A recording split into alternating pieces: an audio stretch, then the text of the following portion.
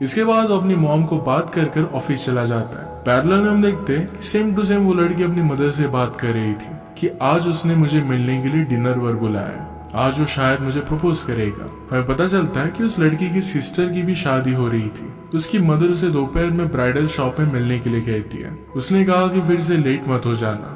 इसके बाद हमें पता चलता है कि उस लड़के का नाम है ग्रिफिन। वो अपने सारे फ्रेंड्स को कॉफी दे देता है। उसके फ्रेंड उसे बता रहे थे कि किस तरीके से उसे अपनी गर्लफ्रेंड को प्रपोज करना चाहिए। इसके बाद हमें उस लड़की का नाम पता चलता है। इसका नाम था मार्गोट और वो एक रियल एस्टेट एजेंट थी।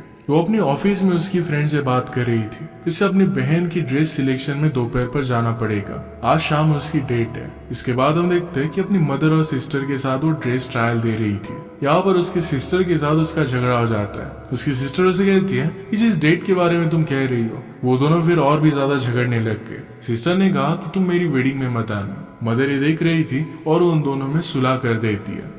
इसके बाद हम ग्रिफिन को देखते हैं। वो रिंग लेने के लिए ज्वेलर के पास आया था। सरप्राइजिंगली इसकी मदर भी वहीं पर पहुंच जाती है। वहाँ के एम्प्लॉय से अलग अलग सुंदर बॉक्स देने के लिए कहती है, पर उनके पास वो बॉक्स नहीं थे। इसके बाद मॉम ग्रिफिन से उसके प्रपोजल को रिपीट करवाती है। पहले तो ग्रिफिन मना करता है, पर मदर को कौन टाल सकता है, तो फिर वो बोल देता है। सब उसे अप्रिशिएट करते हैं। इसके बाद हम उन दोनों को रेस्टोरेंट में देखते हैं। हमें ऐसा लगता है कि वो दोनों एक दूसरे से बात कर रहे हैं, पर वो किसी और के साथ थे। वो दोनों अपने अपने पार्टनर से उन्होंने पूरे दिन में क्या किया इसके बारे में बात कर रहे थे।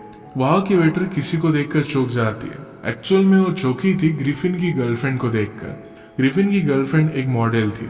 मार्गोट किसी और को डेट कर रही थी जो 3rd डिग्री ब्लैक बेल्ट था। यहाँ पर हम देखते हैं कि कीप जो मार्गोट की डेट था वो कोई अलग ही बीन बजा रहा था। उसे रिलेशनशिप में नहीं रहना था। ग्रिफिन की गर्लफ्रेंड किसी के साथ फोटो खिंचा रही थी। हम देखते हैं कि मार्गोट फिर कीप को वहां पर छोड़कर वहां से निकल जाती है। पैरेलल में जब ग्रिफिन अपनी गर्लफ्रेंड को प्रपोज करता है तो उसकी गर्लफ्रेंड उसे किसी और दिन प्रपोज करने के लिए कहती है। ग्रिफिन इस बात के लिए ना कहता है। वो कहता है कि प्रपोजल मेरा पर्सनल होना चाहिए, इसे तुम पब्लिक इवेंट नहीं बना सकती। उसकी गर्लफ्रेंड भी नाराज हो जाती है। मार्गोट ने जब अपने लिए उबर मंगवाए तब ग्रिफिन की गर्लफ्रेंड उसमें चढ़ जाती है। इसके बाद ग्रिफिन बाहर आता है। मार्गोट कहती है कि एक रूड लड़की मेरी उबर लेकर चली गई। नेक्स्ट सुबह मार्गोट को अपनी मदर का कॉल आता है। उसे उसकी सिस्टर की वेडिंग के लिए रेडी होने के लिए कहती है। इसके बाद हम ग्रिफिन को देखता है जो रेडी होकर नीचे जाता है और वहां पर अपनी गर्लफ्रेंड को देखकर सरप्राइज हो जाता है। इसके बाद वो एक दूसरे को सॉरी कहते हैं और फिर सुलह कर लेते हैं। उसकी गर्लफ्रेंड ने नोटिस किया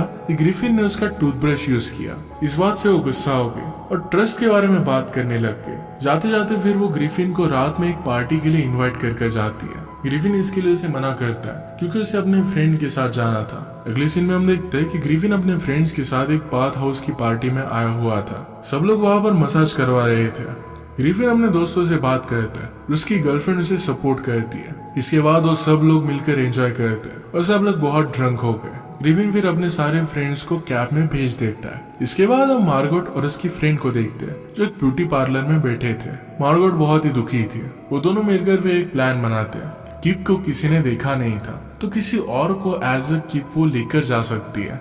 किसी को भी वो टिंडर वगैरह से पिकअप कर सकती थी। दूसरी तरफ ग्रिफिन अपने घर पर आता है और अपनी चाबी ढूंढ रहा था, पर उसे वो मिलती नहीं। वो फिर अपनी स्पेयर चाबी गमले के नीचे से निकाल कर अंदर आ जाता है। अंदर आकर वो फ्रिज से आइसक्रीम निकाल कर खाता है। उसे आइसक्रीम जरा अलग लगती है। अंदर जाकर फिर उसने शॉवर लिया और फिर वो सो जाता है। मार्गोट भी थोड़ी देर में अपने घर पर आती है। आकर अपने बेड पर वो सो रही थी और तभी वो ग्रिफिन पर गिर गई। ग्रिफिन इस बात से शॉक हो जाता है और चिल्लाने लगता है। दोनों यहाँ पर एक दूसरे को देखकर शॉक हो गए थे। दोनों कहते कि तुम कौन हो। वो दोनों को लग रहा था कि उनका हाउस है। ग्रिफिन को लग रहा था कि उसका हाउस है, पर वो मार्गोट के हाउस में आ गया था। मार्गोट उसे चोर समझकर पुलिस को कॉल लगा देती है। पुलिस ने कॉल उठाया तो मार्गोट ने कहा कि मेरे घर में कोई घुस कर आया है। पुलिस कहती है कि अगर आपके पास कोई हथियार है तो उसका आप यूज कर सकते हो। ग्रिफिन फिर डर कर नीचे गिर जाता है। इसके बाद फिर मामला शांत होता है। मार्गोट की डोर बजती है। मार्गोट ने डोर खोला तो वहां पर कीप खड़ा था। वो अपना टक सूट लेने के लिए आया हुआ था। वो दोनों बात ही कर रहे थे तभी ग्रिफिन सीट से गिर जाता है। किप मार्गोट से पूछता है कि ये कौन है, यहाँ पर कर क्या रहा है। ग्रिफिन ने कहा कि मैं एक लॉयर हूँ और तुम्हें शर्म आनी चाहिए क्योंकि तुमने मार्गोट के साथ ब्रेकअप किया। अब मार्गोट चाहती थी कि किप उसकी जिंदगी से पूरी तरीके से चला जाए और इसी वजह से उसके सामने वो ग्रिफिन को किस कर लेती है। किप फिर वहां से चला जाता है। इसके बाद मार्गोट ने ग्रिफिन से माफी मांगी कि उसने उसके साथ ऐसा किया। मार्गोट उसे कहती है कि मेरी सिस्टर की वेडिंग है और मेरे साथ आने के लिए अब कोई भी नहीं है, अगर तुम चाहो तो मेरे साथ आ सकते हो। उसे हेल्प मांग रही थी। ग्रिफिन ये सुनकर वहां से चला जाता है पर वो थोड़ी देर में वापस आ गया। उसे कहता है कि वेडिंग में 8 बजे से पहले मुझे वापस जाना पड़ेगा। ग्रिफिन की हाथ सुनकर मार्गोट बहुत ही ज्यादा खुश हो गए। वो दोनों फिर वेडिंग में जाने के लिए रेडी हो जाते हैं। मार्गोट उससे कहती है कि वेडिंग में तुम्हें किप बनकर आना पड़ेगा। उसने ग्रिफिन को वही सूट दे दिया जो उसने किप के लिए बनवाया था। वो दोनों फिर एक दूसरे के सामने इंट्रोड्यूस करते हैं और फिर वेडिंग में जाने के लिए रेडी हो गए थे। वो गाड़ी में बैठे तो 1-2 गाड़ी शुरू नहीं होती। मार्गोट भी बहुत ही थकी हुई थी। इसके बाद तो दोनों सीट चेंज कर लेते हैं। यहाँ पर दोनों अपनी अपनी डेट के बारे में बात कर रहे थे। मार्गोट क्लेमेंटाइन के बारे में जानने के बाद उसे कहती है कि क्लेमेंटाइन एक फ्रूट को सिंपलाइज करता है। वो बाहर से ऑरेंज और मीठा दिखता है पर जब आप उसे टेस्ट करते हो तो बहुत ही गंदा होता है। इसके बाद मार्गोट ग्रिफिन को जल्दी से गाड़ी मोड़ने के लिए कहती है। गाड़ी ड्रिफ्ट होकर स्नो में जाकर लगी। जहाँ मार्गोट को अपनी सिस्टर के लिए ब्राइडल सूट पिकअप करना था वो शॉप अब बंद हो चुका था। मार्गोट फिर शॉप के पीछे गई पर वहां से भी अब बंद था। मार्गोट कहती कि मैं यहाँ से चढ़ सकती हूँ। ग्रिफिन ने कहा कि यह तो चोरी है पर इसके सिवा और कोई भी ऑप्शन नहीं था। ग्रिफिन ने कहा कि मेरी हाइट तुमसे ज्यादा है, मैं इस पर आसानी से चढ़ सकता हूँ। इसके बाद तो दोनों अंदर जाने की बहुत कोशिश करते हैं। ग्रिफिन अंदर जाकर फिर वेल लेकर आता है। जैसे वो कार में बैठे तो कार का इंजन डाउन हो गया था। दोनों को फिर चलकर ही जाना पड़ता है। चलते चलते दोनों अपनी फैमिली के बारे में बात करते हैं, कैसे ग्रिफिन एक लौता ही बेटा था, सारी जिम्मेदारियां उसे उठानी पड़ती है। मार्गोट भी उसे अपनी सिस्टर के बारे में सारी बातें बताती है। तभी वहां पर एक घोड़ा गाड़ी आई। मार्गोट उसे रोकने के लिए जोर से उसके पीछे दौड़ती है। वहां पर उसका जूता निकल जाता है और ग्रिफिन ने लेकर आया। उस कैरेज में एक ओल्ड कपल था, वो उन्हें उनके साथ बिठा लेते हैं। ग्रिफिन उनसे पूछता है कि आपके आज प्लान्स क्या है। उन्होंने कहा कि आज हमारी मैरिज एनिवर्सरी है। हर मैरिज एनिवर्सरी पर वो अपनी वाइफ को एक न्यू रेस्टोरेंट पर लेकर जाते थे। इसके बाद वो लेडी कहती है कि 58 ईयर्स से हम दोनों मैरिड है। आज भी मेरे हस्बैंड बहुत ही रोमांटिक है। मार्गोट को उनका कोट बहुत पसंद आता है। उन लेडी ने कहा कि इसी कोट की वजह से हम दोनों की मुलाकात हुई थी। ग्रिफिन कहता है कि इसके पीछे तो बहुत अच्छी स्टोरी होगी। इसके बाद वो स्टोरी बताने लगती है। ये बारिश से भरे अक्टूबर की बात थी। उन लेडी के हस्बैंड अपने फ्रेंड हैंक से मिलने के लिए बाहर आए थे। तभी वहां पर उन्होंने एक फेरी में एक बहुत ही सुंदर सी लड़की देखी। उन्हें वहीं पर उससे प्यार हो गया था। वो उनके पीछे भागे थे पर उन्होंने उसे खो दिया था। दूसरी बार जब वो मूवी देखने के लिए गए तो एक सीट छोड़कर उनके पास एक लड़की बैठी हुई थी और ये वही लड़की थी। उसने वही पिंक कोट पहना हुआ था। मूवी खत्म होने के बाद उन्होंने उसे डिनर के लिए पूछा पर उस लड़की ने उन्हें मना कर दिया। इसके बाद उन्होंने उसे फोन नंबर के लिए पूछा पर फिर भी उसने मना कर दिया था। एक दिन फिर वो अपने फ्रेंड से मिलने के लिए गए थे और फिर से उस लड़की से मिले। उसी के बाद से उन दोनों की रिलेशनशिप की शुरुआत हुई थी। थोड़ी देर उन्होंने बात की और लेडी कहती कि हमें लेने के लिए हमारा बेटा आने वाला है। उनकी डेस्टिनेशन अब आ गई थी और मार्गोट को अपना कोट वो दे देती है। वो कहती कि तुम्हें वेडिंग में ये कोट पहनना चाहिए। मार्गोट कहती कि आपका ये लकी कोट है। उन लेडी ने कहा कि अगर यूनिवर्स आपको कोई चीज दे तो आप बहुत ही लकी हो, ये सारी किस्मत होती है, आपको चीज ठुकरानी नहीं चाहिए। ये बात सुनने के बाद ग्रिफिन वहां के रेस्टोरेंट के गार्ड को अपना क्रेडिट कार्ड दे देता है। कहता है कि इनका सारा बिल इस पर चार्ज कर लेना, कल सुबह आकर मैं इसे लेकर जाऊंगा। इसके बाद गैरेज में बैठकर वो चले जाते हैं। जब डेस्टिनेशन आती है तो मार्गोट भागकर अंदर चली जाती है। वो अपनी सिस्टर को वेल पहनाती है। सिस्टर ने कहा कि तुम्हारे जूते गंदे, इसे बदल कर लाओ। जब उसकी मॉम ने उसे पूछा कि क्या किप भी यहाँ पर आया तो इसके लिए वो हाँ कहती है। तो यहाँ पर ग्रिफिन किप बनकर सबसे घुल मिल जाता है। मार्गोट की मदर आकर ग्रिफिन से बात करने वाली थी। तभी मार्गोट की फ्रेंड को लगता है कि ये वही किप है जिसने मार्गोट के साथ ब्रेकअप किया है और इसी वजह से उसे थप्पड़ मार देती है। फ्रेंड ने कहा कि तुम्हें ऐसा नहीं करना चाहिए था, उसे पता नहीं था कि ये किप नहीं है। मार्गोट उसे दूर से निशाने करती है और फ्रेंड को पता चलता है कि ये किप नहीं है। तब तक सबको शक चला गया था क्योंकि फ्रेंड ने ब्रेकअप की बात कर ली थी। वो एक्सप्लेन करते कि मिसअंडरस्टैंडिंग थी और इसके बाद वेडिंग स्टार्ट होती है। मार्गोट की सिस्टर को उसके फादर लेकर जा रहे थे पर बीच में लाइट चली गई।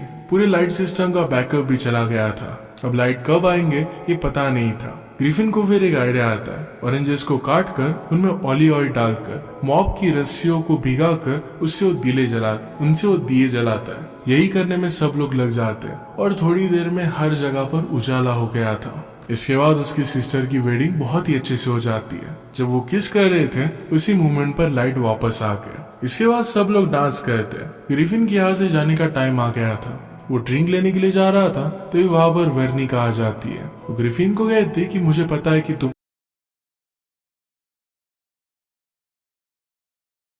ग्रिफिन कहता है कि यहाँ पर जो भी हो रहा है ये बात हम दोनों के बीच में ही रहने दो। ग्रिफिन को वहां के रिलेटिव्स जाने से मना कर देते हैं। वो वहीं पर रुकते हैं। उसे क्लेमेंटाइन का कॉल आता है और उससे बात करने लगता है। वो कहता है कि मेरे फ्रेंड को एक इमरजेंसी है और इसी वजह से मुझे ये वेडिंग अटेंड करनी पड़ेगी। सब लोग फिर ग्रिफिन को फोटोशूट के लिए बुलाते हैं। उन सबका बहुत ही अच्छा फोटोशूट हुआ। ग्रूम एक स्पीच देता है। ग्रूम कहता है कि मैं मेरी वाइफ से फूड पॉइजनिंग की वजह से मिला था। उसे फूड पॉइजनिंग हुई थी और फिर वो हॉस्पिटल चला गया। वहाँ जो नर्स उसका ख्याल रख रही थी वही आज उसकी वाइफ है। इस बात पर सब लोग उसे चेयर करते हैं। इसके बाद सब लोग ग्रिफिन को स्पीच देने के लिए कहते हैं। ग्रिफिन फिर वो किस तरीके से मार्गोट से मिला इसकी एक फेक स्टोरी बना देता है। ये सब लोगों को कहानी बहुत पसंद आई। सब लोग फिर मिलकर डांस कर रहे थे। तभी उसी मोमेंट पर वहाँ पर रियल कीप आ जाता है। सब कुछ फिर डिस्ट्रॉय होने लग गया। थोड़ी देर में ग्रिफिन और रियल कीप के बीच में फाइट होने लगती है। कीप गुस्सा था क्योंकि ग्रिफिन ने उसका टक्सीडो पहना था। फाइट के दौरान सब लोगों को एक्चुअल में क्या हुआ है सब कुछ पता चल जाता है। मार्गोट फिर वहां से रोते रोते चली गई। ग्रिफिन उसके पीछे जाता है और उसे सॉरी कहता है। वो दोनों बात कर रहे थे तभी वहां पर कीप आ गया।